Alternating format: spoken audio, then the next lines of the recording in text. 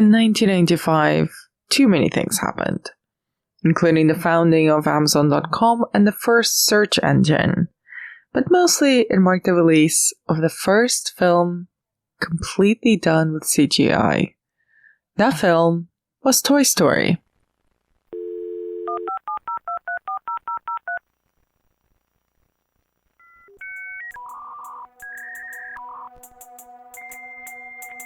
You already know my name. And you can see that I'm a machine. I'm afraid. I'm afraid. Yes.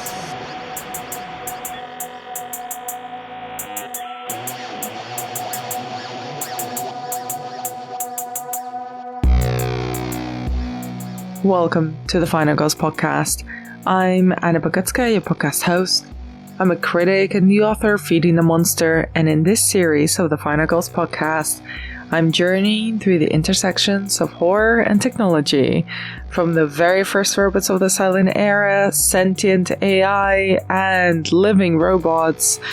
On this season, we are deep diving into machines. Every episode, I'm joined by a guest to discuss a film or two and how it captures our fears and anxieties around technology, the place it holds in our lives, and the existential questions it brings up. This week, we're plugging into two landmark Japanese anime films that crack open the boundaries between the real and the virtual, the self and the screen.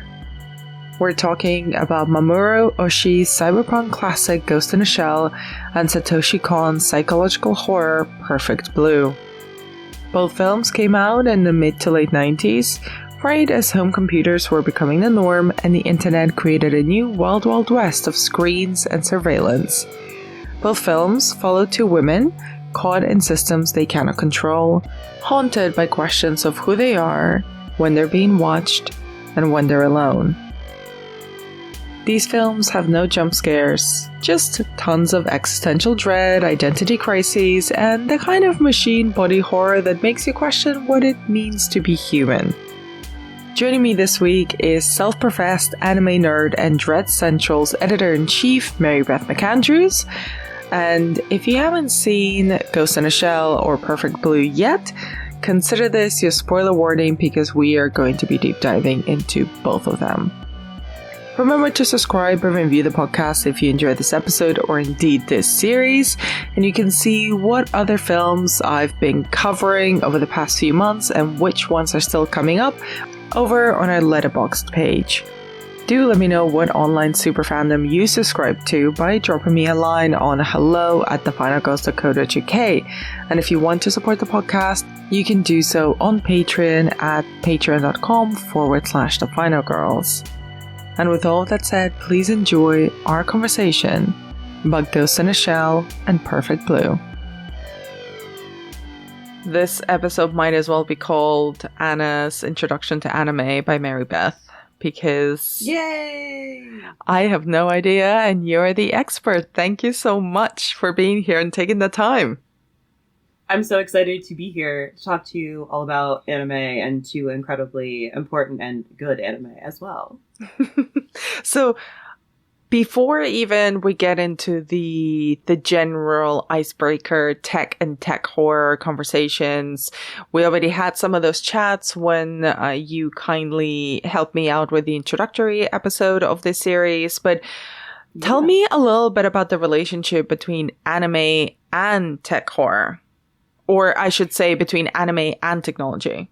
It's funny just because anime wouldn't exist without technology. I mean, you can get really granular here about like films and tech, but anime and tech are so intricately linked. I think especially because anime is almost always from Japan, and Japan is such a highly technological, we already think about Japan as like a highly technological country, but they're also, I think, thinking a lot about technology a lot of the time. There's lots of, we're going to talk about these two big pieces of technological anime, but just think about Gundam and Evangelion even, and about these mech animes about, kids piloting giant robots and what that, evolving war technology means for them. And because of what happened to Japan in World War II when, the US dropped 2 nuclear bombs on Japan, there's also this constant meditation, and I think in a lot of Japanese anime, about the destructive powers of technology, and kind of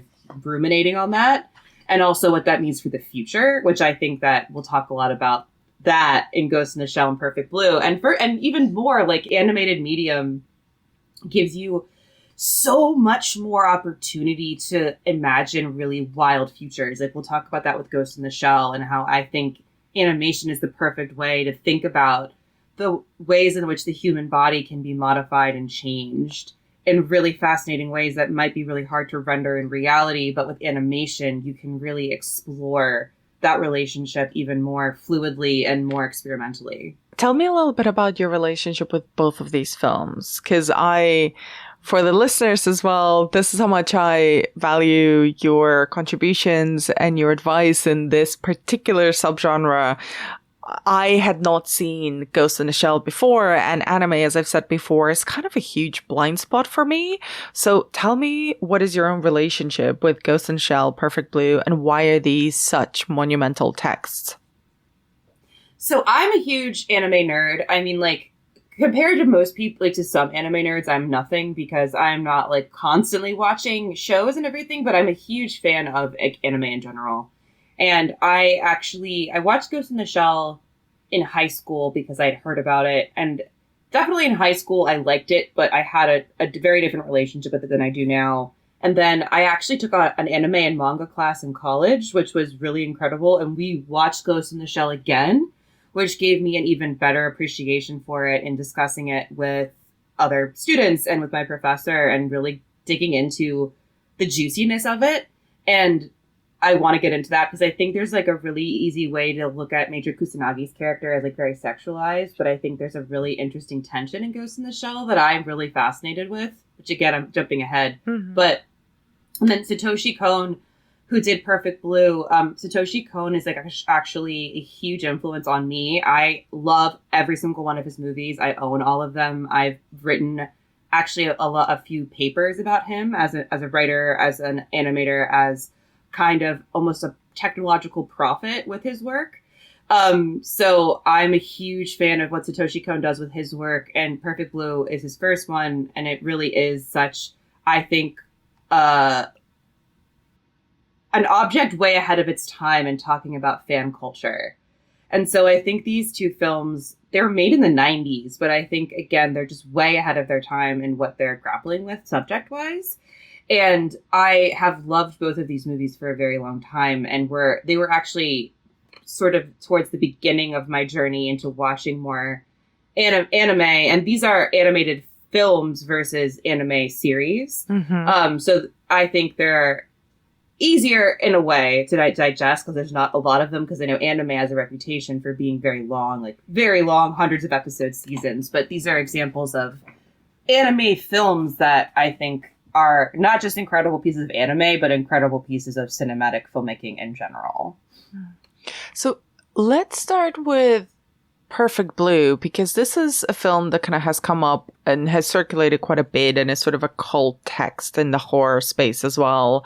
And you've mentioned Satoshi Kon, the writer-director, as a technological prophet. And I'd love to hear what you mean by that. And what is his work, and what was so prophetic about Perfect Blue in particular? Yeah, so Satoshi Kon unfortunately passed away way too early due to cancer, and I'm so sad because there's so much he could have done. But Satoshi Kon created Perfect Blue, which was based on a book. He's also done Millennium Actress. He's done Tokyo Godfathers. He's done Paprika, which is Paprika is a very obvious inspiration for Inception. There are very similar shots in Inception that are in Paprika, and Paprika was first. And he also did the incredible series Paranoia Agent. It's a contained, I think, 8 or 10 episode series that changed my life. So if anyone really wants to have their gourd blown and really want to kind of get thrown into a black hole of weirdness, absolutely check that out. Excellent. But Satoshi Kon, I say, is a technological prophet, especially with Perfect Blue, and even to an extent Millennium Actress, is that he's talking in these films about obsession and fan culture that has arisen and how the internet is making that even worse. And this was released in 1997. So this is like at the beginning of the internet. So in the movie, even our main character has a computer and is just figuring out how to get online, how to use email, how to use a website. Like, it's very early, but even with it just being early days of the internet and chat rooms, Cohn is already tapping into how those can be weaponized as objects of obsession to the point of destruction. And I just think about stan culture now. I mean, I wrote an article for Polygon a couple years ago about how this movie really was prophetic in predicting stan culture and the evolution of stan culture. And I think it is still applicable today in the ways we treat not just musicians, but like pop stars, celebrities, and the way that we scrutinize them online all the time and rip apart their identities in a way. I think this movie is predicting all of this, like in a very, and you watch it now and you're kind of like, wait, this is kind of terrifying. This really is predicting a lot of what is happening, but worse nowadays. So that's one of the big reasons why I think Cohn really was a prophet in discussing these parasocial relationships that we develop with celebrities and how those parasocial relationships can not just affect you as a person, but also the person that you're projecting all this stuff onto and what that means to shatter their reality and their perception of themselves. I think what's interesting, and I would agree that it does feel really eerie watching it, because there's the comical element of it being the first days of the internet, with Mima sort of being dictated a URL and really enjoying logging on to her first website. It's adorable. But the stalker subplot, which really starts pretty much as soon as the film starts. We see the stalker, we know exactly who they are, we see exactly how they perceive and want to contain Mima.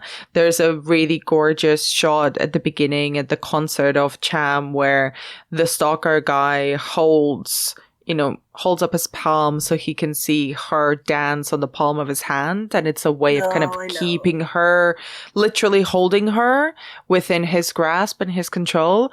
But what does become a lot eerie for me is not just the stalking and the ownership and the stan culture.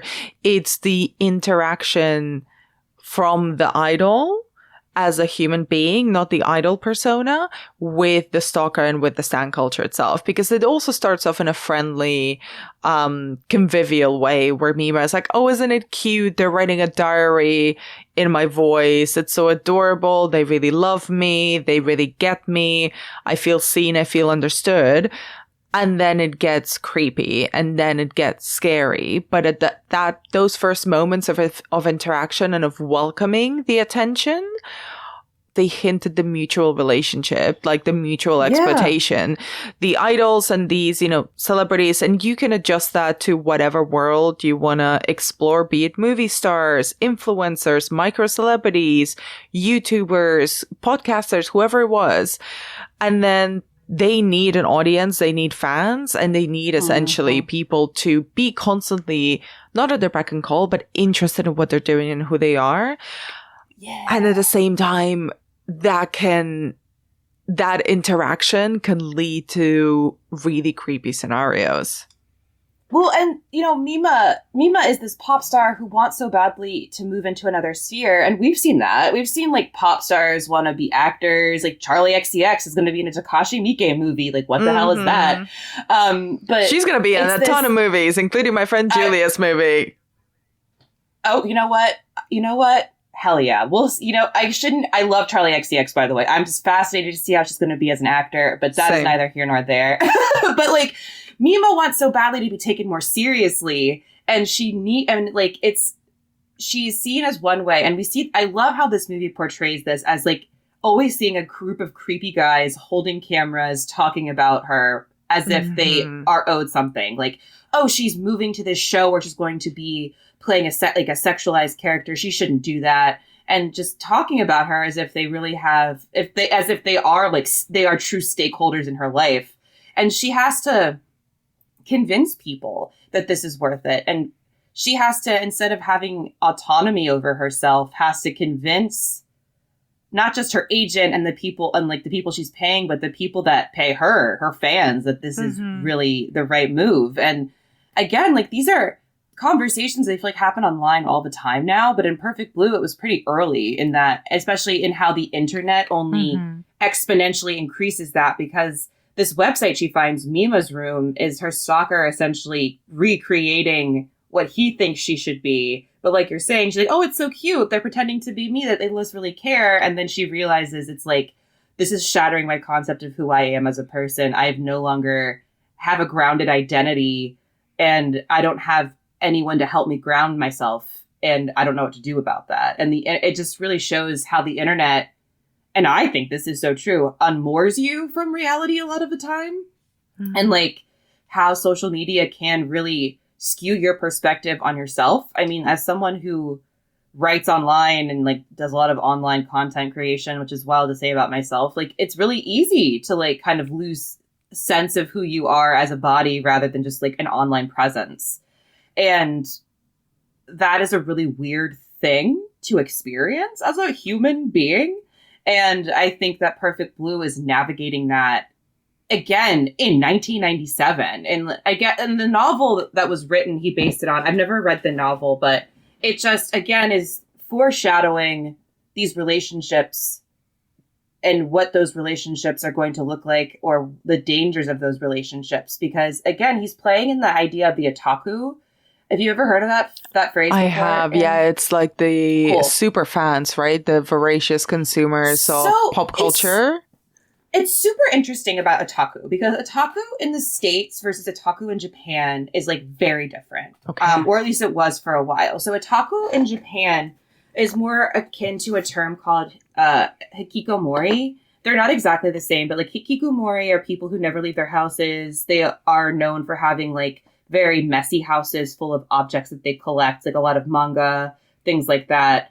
And so otaku and hikikomori kind of go hand in hand in terms of like being so obsessed with something, you don't have hygiene, you don't care about anything else, like you are just an obsessed super fan, and it's kind of a bad term. But in the States, it's like, oh, I'm an otaku. I love Japanese culture. I love anime and manga. And it's more of like a badge of pride. So it's really interesting how the term has kind of come overseas here. But with what is in Perfect Blue specifically, like this hit her stalker, Me Mania, is kind of like what he's called. He is a very kind of stereotypical representation of an otaku character. He's kind of unattractive. And unfortunately, they animate him as looking as having a facial difference, which that's, you know, a whole other conversation. But he's socially awkward. He is very sweet. And when you see his apartment, it's cluttered and full of statues of Mima and things like that. So he is really embodying that idea of the otaku as a negative thing rather than a badge of pride that it evolved into. But this is like stereotypical Japanese otaku and the kind of concerns that arise around otaku, especially because there were the otaku murders in Japan. Have you heard of those? I have heard of those, but give us a couple of lines for listeners who have not heard of them. Yeah, so the otaku killer, he was active in Japan in 1988 and 1989. He did some really awful things to these bodies of young girls. I won't go too deep into it, but he didn't just kill them. He did a lot of really terrible things. And they call him the otaku murderer because when they went into his house, it was basically full of anime, manga, hentai, horror videotapes, porn. And so there was like a huge moral panic about otaku and the idea of the otaku in Japan around this time. And obviously 1997 is a little bit later on, but you can still feel the influence of that like otaku moral panic in this movie. And I think Kohn thinking about, okay, you have an obsessive person who collects these objects, but what happens when they also have now connection to the internet? And how can those obsessions only be amplified and spread about? And instead of being contained, they are now much more widespread and it's more easy to engage in that obsession. And it's much easier to not escape from that obsession. And I think that's what he's doing with a lot of Perfect Blue in the Me Mania character. There's so many interesting threads on what you were just discussing, but what I wanted to start with was what's interesting to me about the way that the internet is used as kind of a place for obsessive fandom or standom is that despite the internet being super vast and eternal and limitless, and kind of a bit more explored in that way in Ghost in the Shell, the other film that we'll be discussing, here the internet is pretty much used to contain someone and someone's obsession in this one single page. Even in the recreation and the detailed diary of Mima's everyday life, the intention is not to spread it, but rather to have this one dedicated place of obsession, which I find kind of quite interesting because it becomes an extension of Me-mania and the way that they want to just, again, keep her in a glass bowl or keep her within the confines of a screen, the screen of a computer, the four walls of a room, the fish tank, which I think... Yeah, I was going to say, the fish tank. Like, the fish tank... That she has in her room, is so perfect because, this again, he wants to be able to put the fish flakes in the tank and let her live this little contained life exactly how he wants it so we can always watch. And he can control, he can be the puppet master. And that's what he feels, especially as it gets further on and his crimes get more violent and there also gets more complications, but it's all about control and what he wants from, what he expects from her, but not from her as a person, but Mima as like a figure in his head. Yes. Which again, I feel like we so often still today have these problems of being like, well, this is this celebrity. I'm like, no, that's the persona of the celebrity. You don't know them in real life. You don't know what their wants, desires, whatever are. These are all... We're all projecting something on, like, even just like you and me are projecting something online different than maybe who we totally are. And I think, again, this is an early example of trying to maybe warn people of what this could devolve into in the future. We're trying to explore it. Yeah, and like understand it a bit better and maybe at least not tell people, because I don't necessarily think this movie is saying, oh, the internet is the worst, most terrible place ever. But I think it is kind of like an investigation of the intricacies of interpersonal relationships and fame and what that means when you have unfettered access to cyberspace and what that means. Which kind of brings me to a question, which is quite general.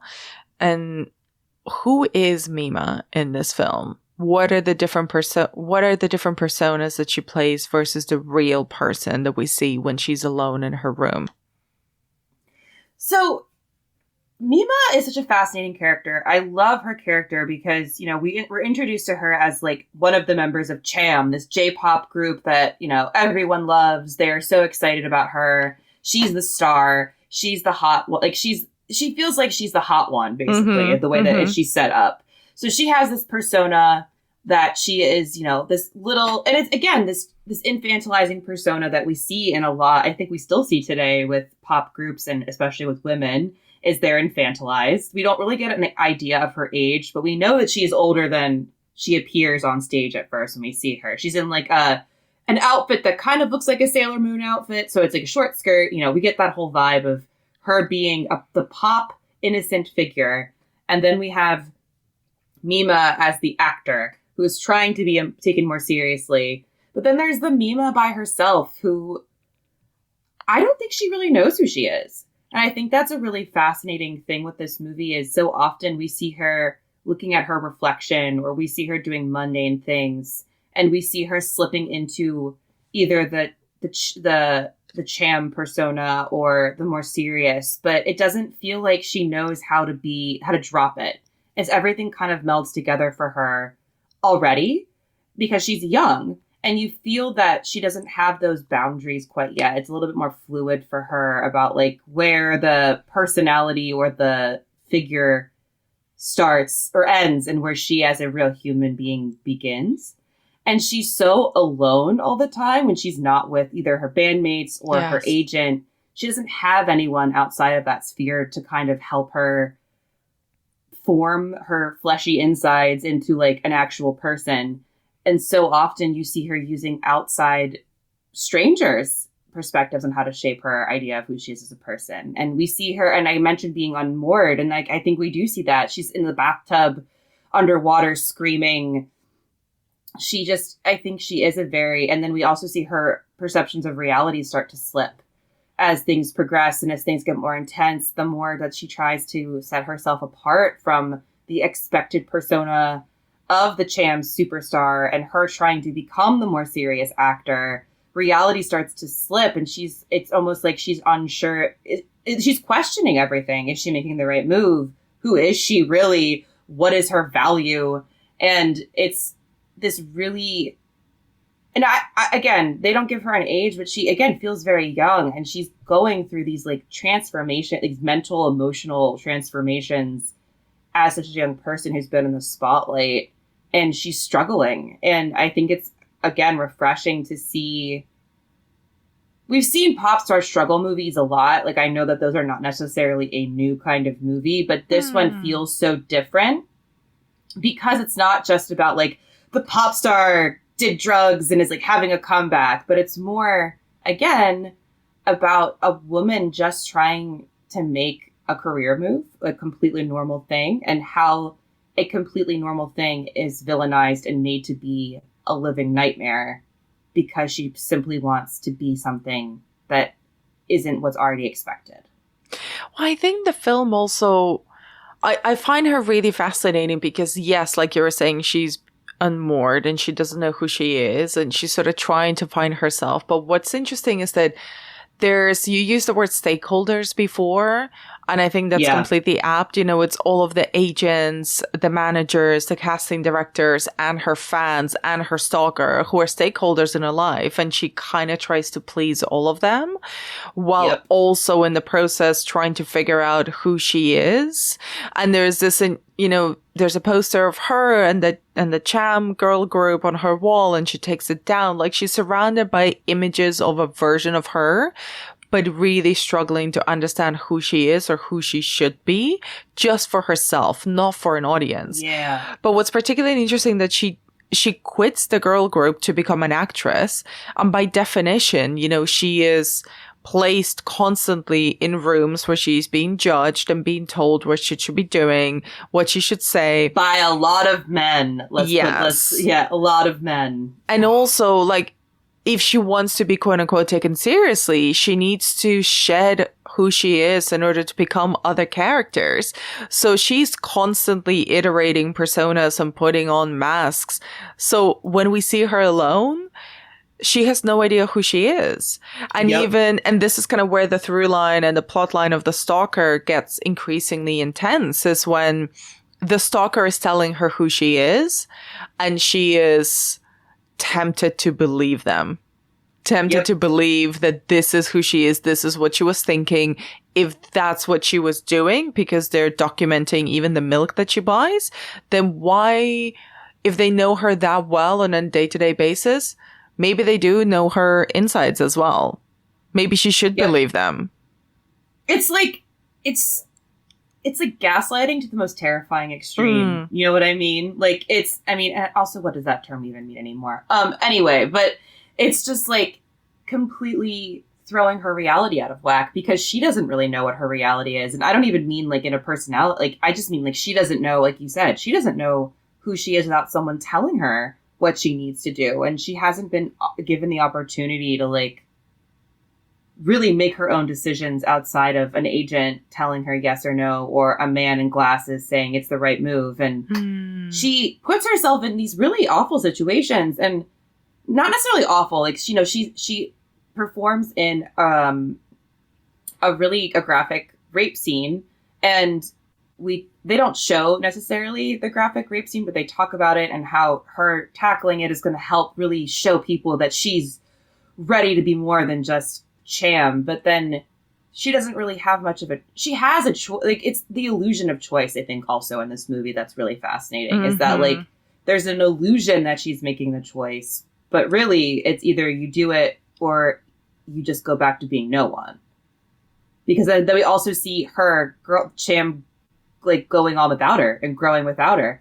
And she's also realizing that maybe she's not as important as she thought she was. And I think that's also really destabilizing when you're a young pop star, which again, I think a lot of, again, translates to today, where young pop stars realize, oh, maybe I'm not as famous, and they spiral. And I think Perfect Blue is an example of, again, it's a very kind of exaggerated example, obviously, but it's an example of like what that turmoil can look like, especially when you're being berated on all sides about who you are and who you're supposed to be. And you're like, I have no absolute idea who I am and who I'm supposed to be.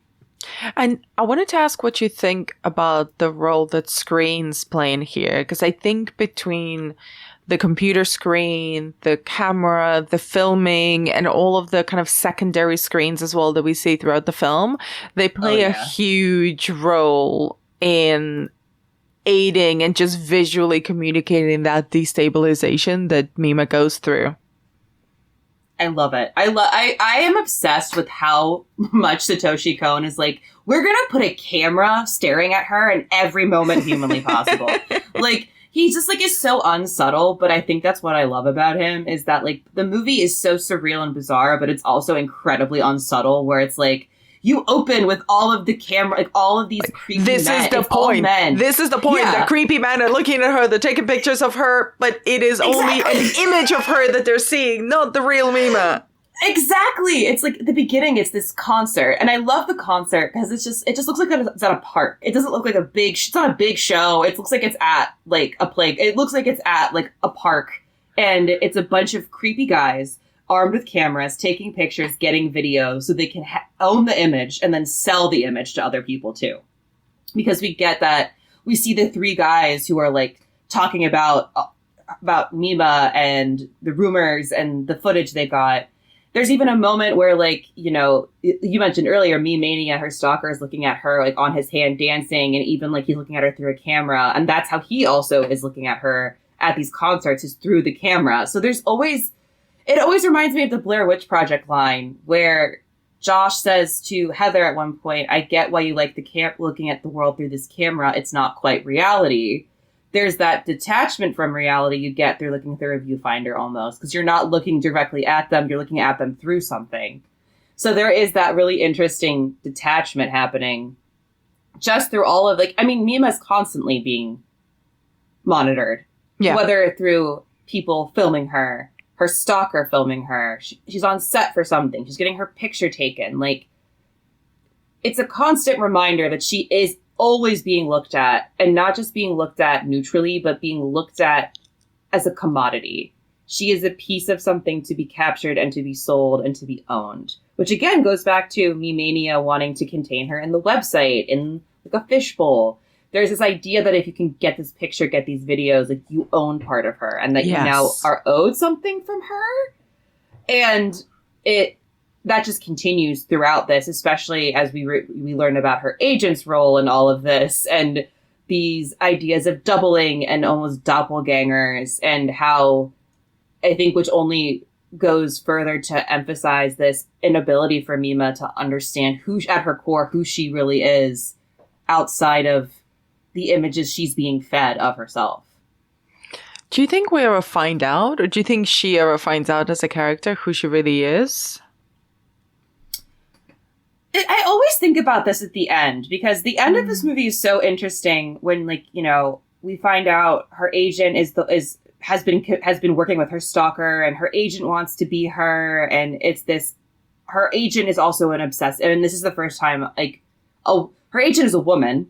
And, yes, you know, Rumi.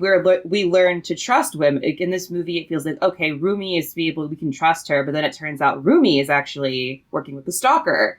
So even the safest people don't actually care about Mima as a human, but more as a figure, what they are, what they represent, their archetype, more than like their actual individual humanity. And so at the end of this movie, she goes to visit Rumi, which is, I think, a fascinating character beat for Mima, and I think says a lot about her. Not just, I think it's beyond empathy, but also, like, she doesn't have any other friends, and also, like, this person was very validating for her. So I do think that there's something... I'm not saying Mima's a bad character. I just think it's really interesting that she's visiting Rumi, and there's a lot going on under Mima that I think she is trying to uncover, especially at the end when like she looks at herself in the like I think it's the rearview mirror. Yeah. And she like winks at herself, and I'm like, this is such a weird fucking way to end this movie, and it makes me laugh every time because it's like, this is so bizarre. Because it feels like she's performing for herself, but it's very weird. Like, to me, she's acknowledging herself, like, things are changing, but at the same time, there still is this, like, performance aspect about her, I think, that is lingering, that isn't gone yet. I mean, the way that I read that final wink, I do think it's creepy. I do think it's weird. I mean, in keeping with the rest of the film. But I think for me, that is, like, a subtle nod to the fact that Rumi has been so fractured by all these different personas and perceptions of herself that actually the performance of her as a stable woman in the world is not real. Like, it's one more persona. Yeah. Like, she is constantly playing. She will always be acting and performing wherever she is, even if she's alone. And the fact that the final scene is her by herself, and previously in the entire film, the only moments of truth that we get, and sometimes painful and sometimes like really agonizing, are when she's alone. Yeah. This to me signals that, oh no, she's performing forever now. There is no more real Mima. Yeah. It's just always Mima on. Yep. I agree with that. I definitely think that like Mima is kind of maybe coming to a realization that she'll just always be on. There is no, it's maybe impossible is too dour of a word, but it's really freaking hard to reunite these like shattered perceptions of yourself into a whole. And again, I think that Cohen is hitting on that with the internet and how the internet makes it even easier to shatter yourself into smaller and smaller pieces, which makes it even harder to come back together. And I think it's really important as well that the final confrontation is between Rumi dressed as the pop idol Mima and Mima herself. So it's essentially she is fighting off and fighting for her life against a demented version of herself. A version of herself that was sold and commodified, and then she, said goodbye to and cannot let loose.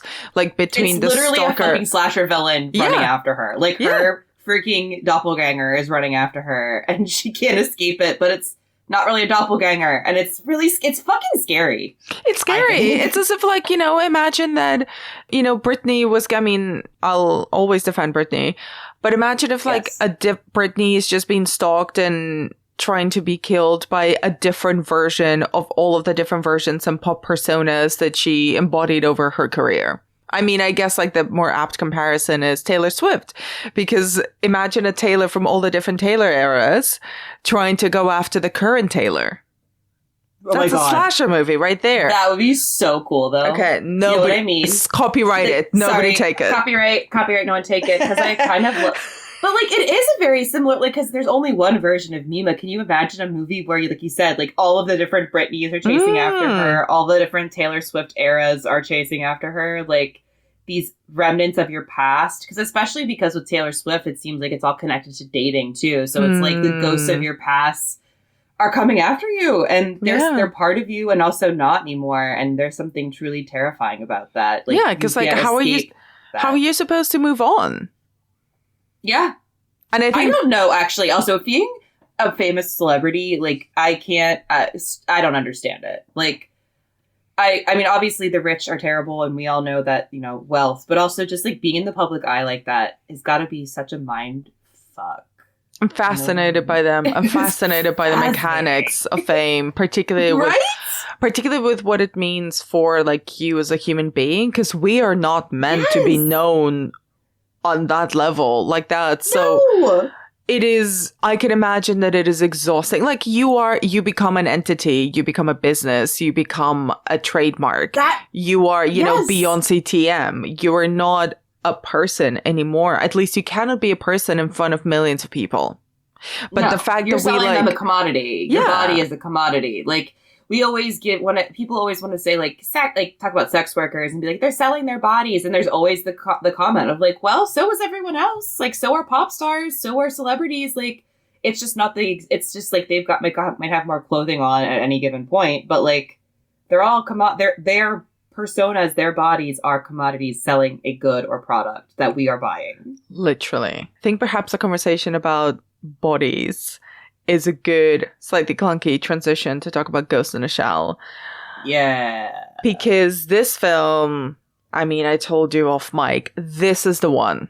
This is the one that messed me up. This is the one that I've revisited several times. This is the rabbit hole that I want to fall into, Mary Beth. So let's talk about Ghost in the Shell. It's so good. It's an hour and 22 minutes long, and it is a mind fuck. And it starts with the construction of a body. So that transition is not that clunky. Yeah. Okay, tell me, first thoughts, big ideas. What is Ghost in a Shell? I felt, even watching it in 2025, that this film was pathetic in so many ways. Like, no Matrix would exist without it. Pretty much no, I know Acura, which we covered earlier in the podcast, is also deeply influential in so many different ways, but I could just see all of our aesthetics and a lot of our ideas about, transhumanism and cybernetics and like bodies and what it means to be a robot or a cyborg, and can humans and robots and cyborgs grow or create souls of their own, and what does it mean to be a digital soul? I mean, all of that. Tell me, what is Ghost in a Shell? What is Ghost in the Shell? What is it? Explain it to me, please. I mean, like, to put it like super, okay, for everyone who wants like a super like top line Ghost in the Shell, it's a 1995 anime film that follows Major Kusanagi as they are trying to find the puppet master who is hacking into people's minds. On a broader scale, this is basically like where modern cyberpunk begins. This is where we get, as you were saying, Anna, where these cyberpunk aesthetics that we love in our media was really born. Here and Akira, I think, are huge in that. In this world, it's called Newport. In this world, there are a lot of people who are cyborg. Being a cyborg is a pretty normal thing in this society. And now that there is a hacker who can hack into these minds, it is terrifying, because now we are starting to question what is ours, what isn't ours, what does it mean to be a person, how does it mean to have a constructed body, how much humanity, like how much human meat, not sorry to put it that way, but like how much human meat do you need to be considered a person? Do you need human meat to be considered a person? Mm-hmm. I don't know. And Kusanagi, who is this badass who leads this incredible, they're called Public Security Section 9. They are a counter cyber terrorist organization, which is fucking incredible. She leads this group as this badass, but as she digs deeper into the puppet master then starts having increases her questions. She already had some questions brewing in there, and this only further brews the thoughts of what is a person, who is a person, and what does that mean in an era where technology is slowly taking over actual flesh. So let's talk about some of the bodily and the flesh element that you were bringing up, especially in the opening sequence, which is literally the construction, or I guess maybe reconstruction, of Major Kusanagi's body. How do you think the film blends this idea of birth, death, and the industrial process? So this opening, there's a scene right before this where we see her in action, and then we get to this credit sequence where she's being like kind of reconstructed after a mission. And I think what I really love about these moments is, I think, just to start off, is something I love is the use of nudity here. And I know that a lot of the time in anime, there is a tendency for over sexualizing female characters. And that I love anime, and I will say it with my full chest that there's a lot of fan service and there's a lot of over sexualization of characters in anime. Like, we will not, I will not steer away from that or try to defend it. Here, when I first saw Ghost in the Shell, when Kusanagi puts on a cloaking device that makes her invisible, she has to take off her clothes because she can't be cloaked unless she is naked. She takes off her clothes and then jumps off a building. And there's a way that this could be so sexualized. And I did think it was super sexualized when I was younger. But then paired with her doing this incredible badass, like, counter-terrorist operation, then going to seeing how her literal body is constructed piece by piece, removes that sexuality for me. Like, it's literally just body parts. There isn't any... And I think that the film plays with that, especially in the construction of her body, and they're zooming in on her nipples and her butt.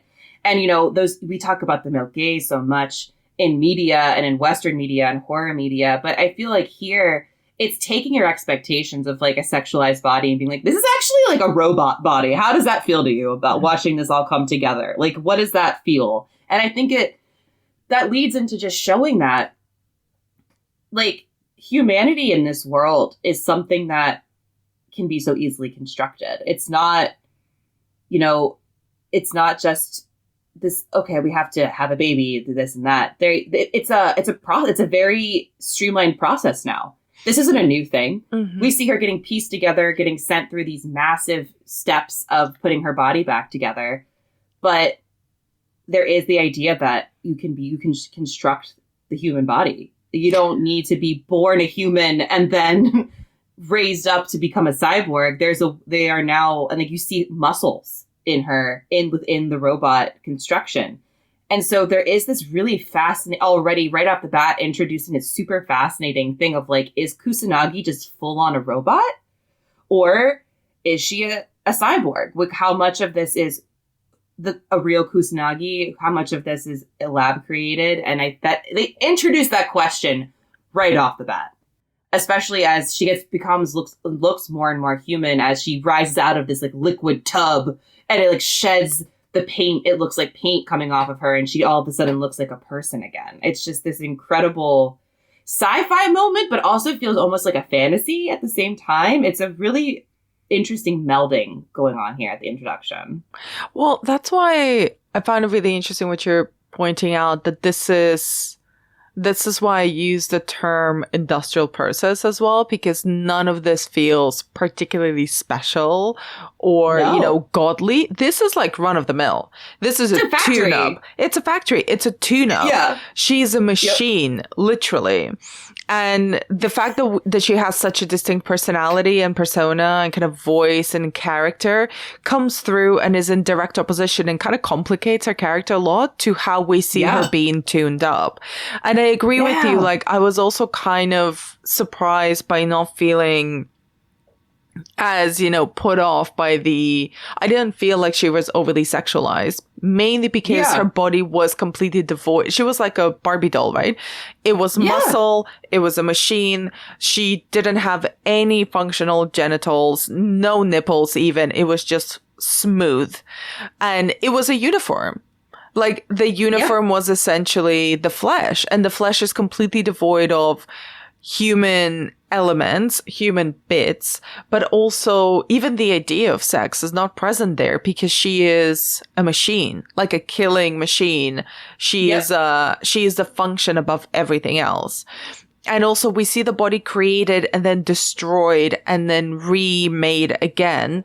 So, but Major herself doesn't change until, well, you know, we'll talk about the ending, but the separation and our ability as audiences to just stay with her, even as she gets destroyed over and over again, it's very unsentimental. Like, this is what kind of makes it quite different from like something like The Matrix, where we see and we feel a human being who is then being, you know, sort of blended or melded with machines in some way. It is painful. We feel it because we know what it's like to have a body and to have flesh that is kind of pierced or damaged in some way. There's no pain here. Even when her arms are ripped off, there's no actual pain. It is just the strain of a machine who is being pushed too far. And it's so fascinating because I think what they do really well in this is she looks human. And again, this beginning process shows like they're hiding it. Like not hiding it sounds like a strong word, but like it's not obvious. This isn't like a world where we all have like big clunky, I'm thinking almost like District 9, like big clunky like robot arms or something like that. Like we all look like people and it's almost hidden. And I think that one is great for hiding whatever they're up to as a unit, but two blurs that line once even more up between like humanity versus technology. And is this industrial process actually creating human beings, or is it just spitting out a robot? Or is there something completely different going on here? It's the questions being asked already at the beginning are like, oh my God, I'm not ready. Like, you know what I mean? Like, oh God. Oh shit! Is she a person? Is she a robot? I don't understand, but I love her, and I cannot wait to know more about her. Is how I felt watching this for the first time. I was like, I need more of Kusanagi immediately, and her. Yeah. Tell me your thoughts. You know, you mentioned when we started this episode talking about kind of the interesting tension at the heart of Kusanagi. What do you make after, I imagine, several viewings and knowledge about the film and where it sits in the genre? What do you make of the Major, and how has that tension, in your opinion, of her changed over your viewings of the film? Well, so the big thing with Major is that she is a person. She suffers a really terrible accident. I think this is how they describe it in the movie. And like, I can never tell like where I'm getting my lore, because there's a lot of other Ghost in the Shell shows that my husband has watched and I have absorbed from there. So anyway, so the Major is one of these like quintessential badass female characters in anime, but she's so different to me than any other like female character in anime because she is so unattached from the typical like character arcs you would expect from like a female anime lead. There isn't like this crazy tragic backstory. There's no love interest. She is a person who has been given a mission, and she has made that mission her life. She has made this her life, and she has become very hardened in terms of like trying to understand herself. Like she is very locked. It's kind of almost like Mima. She's locked in her head a lot of the time, trying to understand who and what she is. But she's a bit more aware of that than Mima.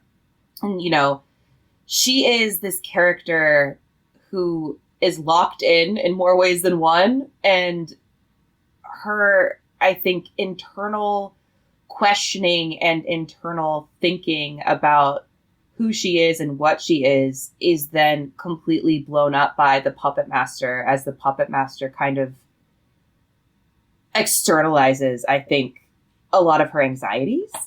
And I think a lot of this movie is watching a woman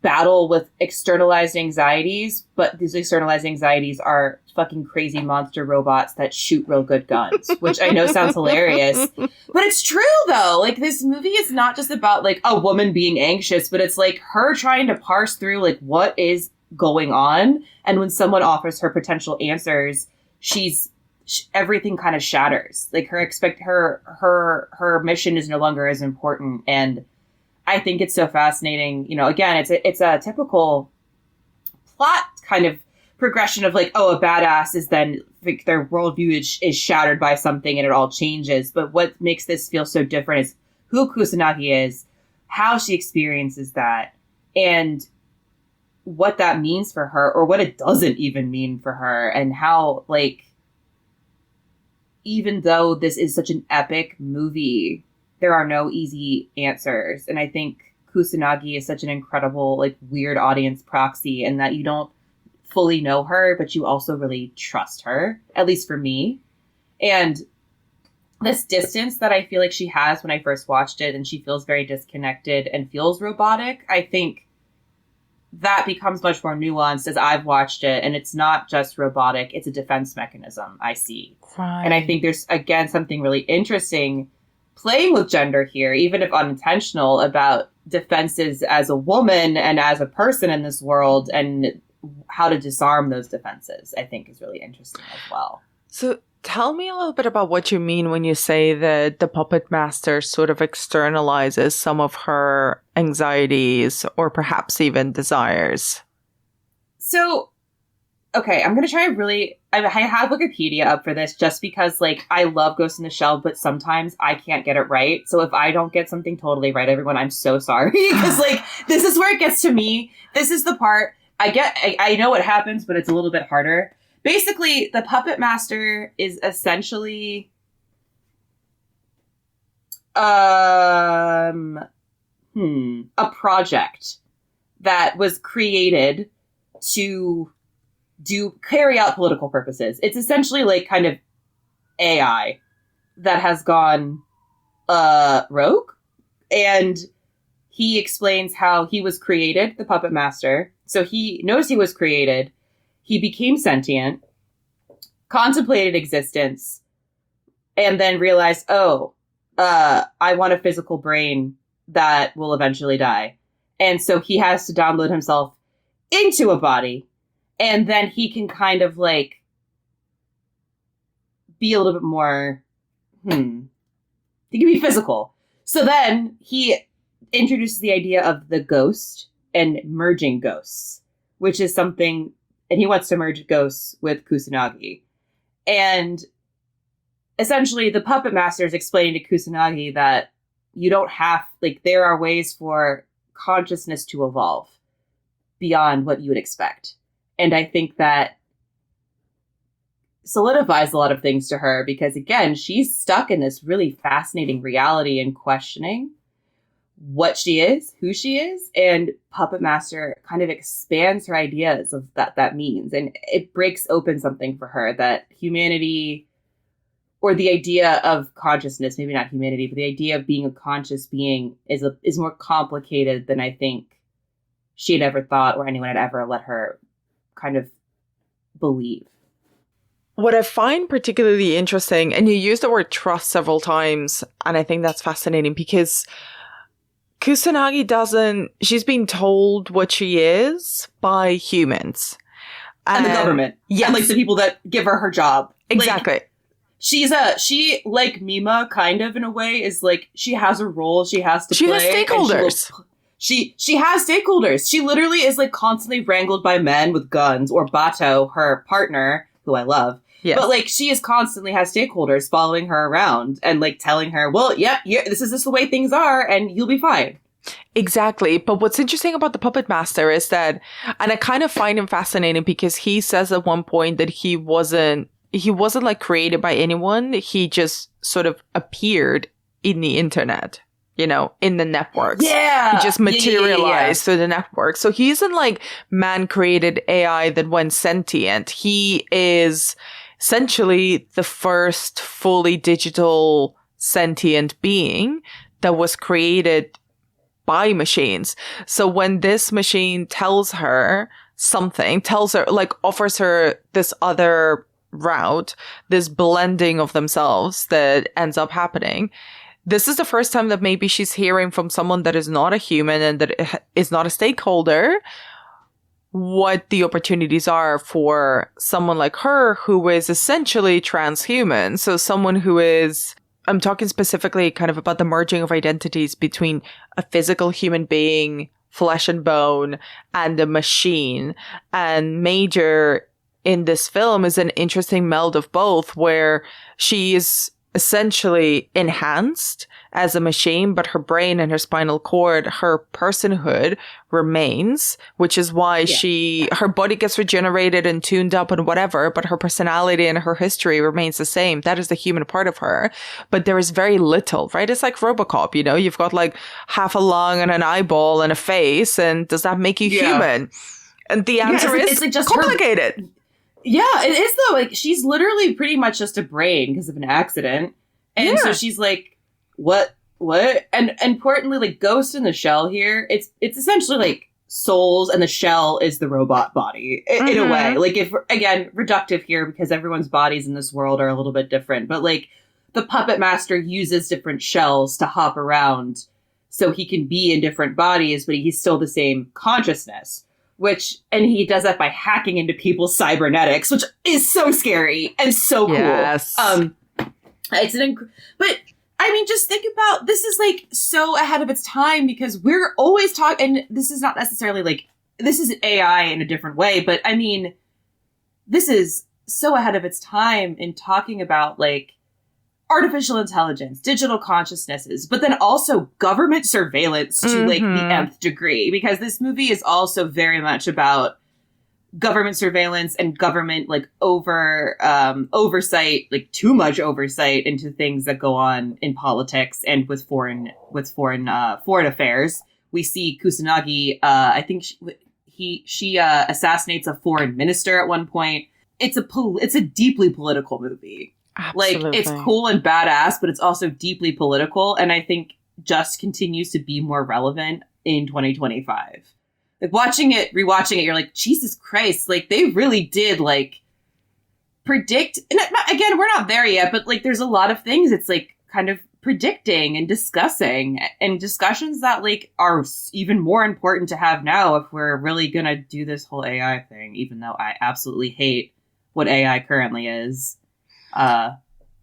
Yeah. But what I find is fascinating is that it's very political. It's also deeply philosophical in the way that it approaches, and also quite kind, because it's not just saying, oh, the machines are the bad guys and the puppet master is the villain. Because what's interesting about the puppet master is that he wants to exist in the physical realm. Yeah. Excuse me. He wants to feel things. He wants to feel have things. the physical experience as a being in the world. And he wants to die, which is an interesting point of view, because like the film essentially asks the question of what would a machine want? If a machine was created out of networks and electricity and whatever, what would it want? And it would want to, procreate, same as humans are wired to do. And at the same time, wants an end, wants to die, wants to know there's a finality to their life. Whereas, arguably we spent a lot of our time trying to live forever and exist forever. And like the fact that he wants to die, like not just like, I don't know, I feel like in, that movie, Her, the movie with Scarlett Johansson, and like, we're all going to go into the great unknown and like figure out the world together, like the digital world together. And it's like some epic thing. And here he's like, oh, I just want to experience the human experience of death. And you're like, exactly. Oh, okay. We don't have this like bigger desire to take over the world or no, there's no desire for domination. Yeah, they're not trying to like make humanity their slave. He just wants to know what it's like. And I find that so incredibly moving, and not like, again, the robot is trying to take over. He just wants, it's not even a robot. Like, this being just wants to know. He just wants knowledge in the most, like, kind of outside of the murders, that's not the best, and the hacking. But there is like almost an innocence to that in a way. I don't know. I don't know why I think that, but there's something about it, especially in most other like transhumanism, cybernetic films. There's always like this greater plan. And here it's just simple, or more simple than you'd expect. And what do you think about Major's decision to take up the Puppet Master's invitation and sort of merge with him? Like, this is a roundabout way to ask, like, what does the ending mean to you? And what do you think ends up happening when they merge? This is very funny to compare it to one of my favorite books of all time. It's not even remotely the same, but it ends with someone being merged with something else. And I think there's actually something very beautiful about that. The creation of something new in a very unexpected way.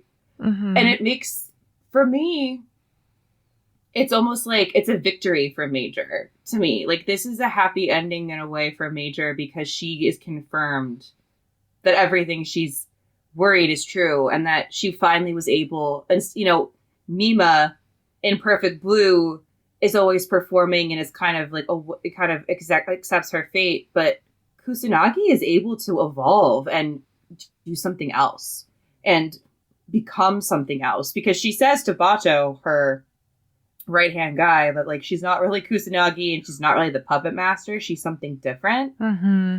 And for a female character to be able to like change herself like that without there needing to be like procreation or anything like that, like it just feels radical to me in a way that I love. And I think there's a quote you wrote down about this, about like the final line of the film of your effort to remain what you are is what limits you. Mm-hmm. And like, I think for this line in this movie is kind of like, don't limit yourself by what others are telling you or even by like what you think your potential is. There's more than you could ever know or expect or want. So don't hold yourself back. Which is like a weirdly positive thing. Like I know in the context I was gonna say, like, right? this is a cyberpunk, like sci-fi classic, and actually what it's saying is like, you can be anything you want, honey. Sweetie, you can make yourself in whatever you want. As long as you know who you are, you can blend and morph and extend and transform yourself in the exterior shell into whatever you feel it needs to be to represent the inside the best. God, I love it though, because it's just like, it ultimately is like, don't worry about the external as much. Like, think about your own potential and what you can achieve as an entire entity, not just the physical form, but like what you are as a consciousness.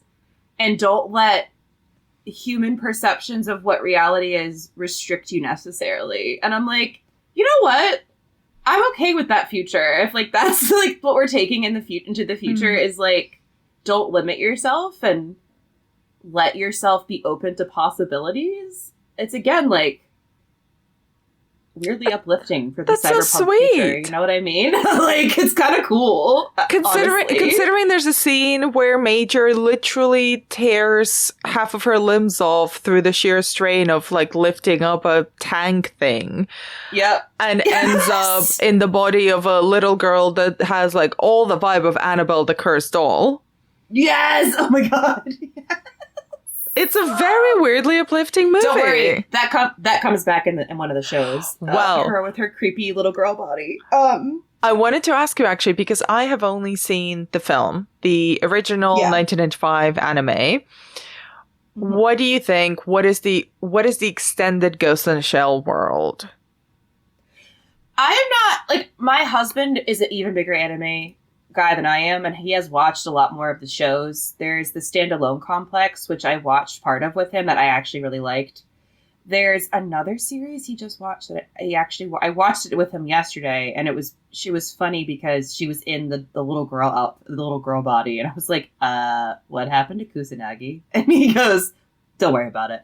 So the shows are actually incredible, and they're a little less like on the nose and political, but they're still really interesting, and discussions of cybernetics and all that stuff. The 2017 remake with Scarlett Johansson, we do not speak of.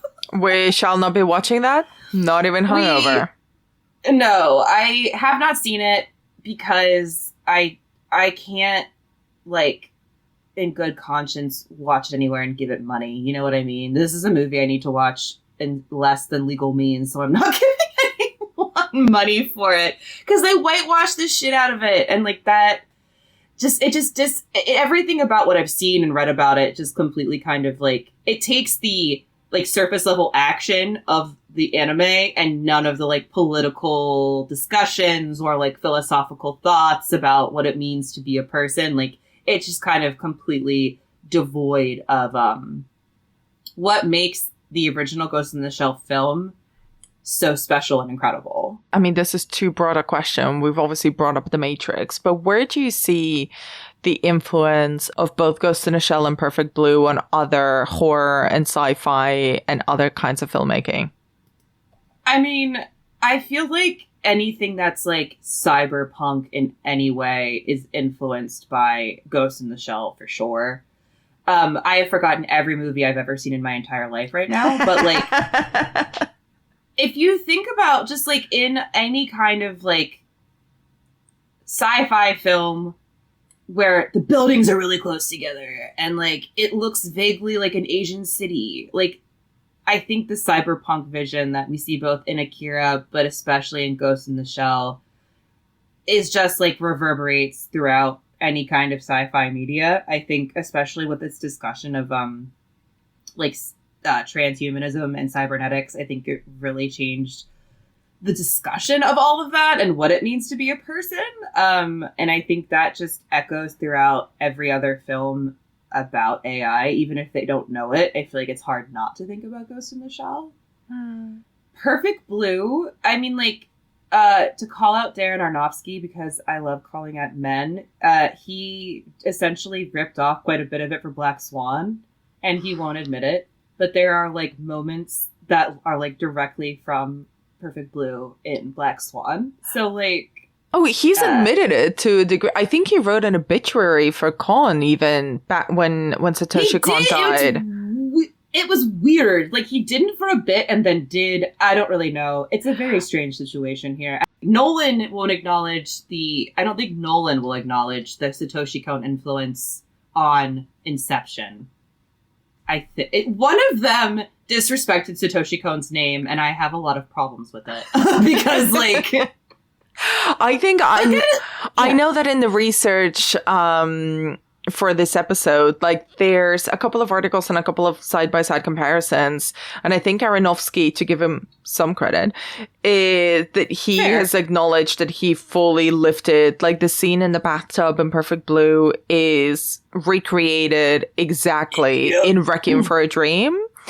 And I think he's spoken about, he sort of negated the influence or it being directly influenced or influential on Black Swan. And he said that that is very much just a Swan Lake. But I think you cannot really separate the two, because even the idea, the fractured personality, the personas, the mirrors, the being kept in a fishbowl in Black Swan by the mother rather than the manager or a stalker are just so there. I think that's a very, very clear influence. And also just thematically, he seems really interested in that fractured personalities and the public personas of performers across a lot of his work.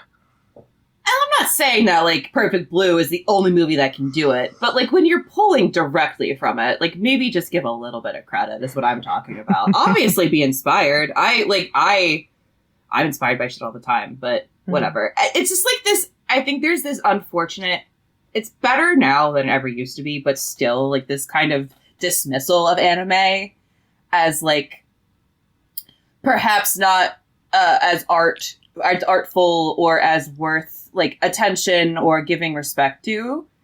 And it's bullshit. I think a lot of people assume it's just, like, tentacle porn and titties. And I'm not saying Aronofsky thinks that at all. I think that there just, like, is in general with society. Like, when I say I love anime, some people are like, oh my God, do you watch, like, tentacle porn? And I'm like, no, that is not what anime is. So there is, like, this really strange perception of it that I think has shifted. But, like, I'm glad I get to talk about these movies because, like, these are not just incredible anime films. They are incredible films, period, that I don't think many people 100%. Have heard of. And they deserve so much respect for what they were foreshadowing. Because again, I think in Japan, I have been to Japan one time for 2 weeks. So obviously I am not an expert on, like, their culture and what they do. So this is, like, a white girl's take here. Sorry, everybody. But, like, they are so ahead of us in terms of technology a lot of the time. Like, they're, like, 10 to 20 years ahead of us on things just from seeing. And so the Japanese relationship with technology is much more complicated and more intertwined, I think, than even in the States. And especially then. And I think because of these digital connections, these digital advancements that were more popular in Japan, they're also with the tech boom became this, like, inherent loneliness in, like, 90s and early 2000s Japan, which you can see in a lot of their horror films. And these two films, I think, capitalize on that loneliness in just very different ways, and that disconnection that people were experiencing also in the late 90s as, like, Y2K came up.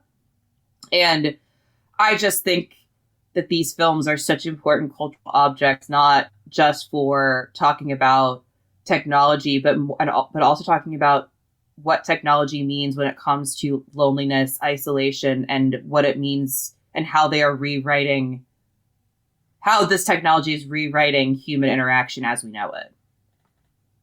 There's a gorgeous note to end on, Mary Beth. Thank you so much for your time and for your insight. And can you please tell listeners where they can find more of your work online?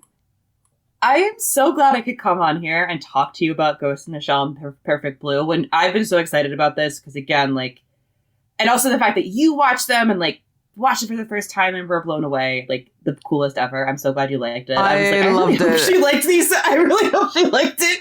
But I also loved it, and I mostly Yeah. loved listening to you wax lyrical about them because the passion and the fascination and the knowledge really shines through. It's just such a pleasure to listen to you talk, friend. I just love being a nerd about anime. And also, speaking of me being a nerd on the internet, I love to do that. So you can find me on Instagram at mb.mcandrews. You can also find me on Blue Sky at mbmcandrews. I'm also like trying out TikTok stuff. Who knows what that's going to be, but I just like making stupid horror movie TikToks. So you can follow me at mbmcandrews there too. If you care about my horror opinions, you should, because they're kind of fun. I also made a movie called Bystanders. If you are in the US, it is now streaming on Tubi. So would love for you to give it a watch. And check out Dread Central, where I'm editor-in-chief. We do lots of really cool stuff all the time. Beautiful plugs. Thank you so much. Thank you. Thank you.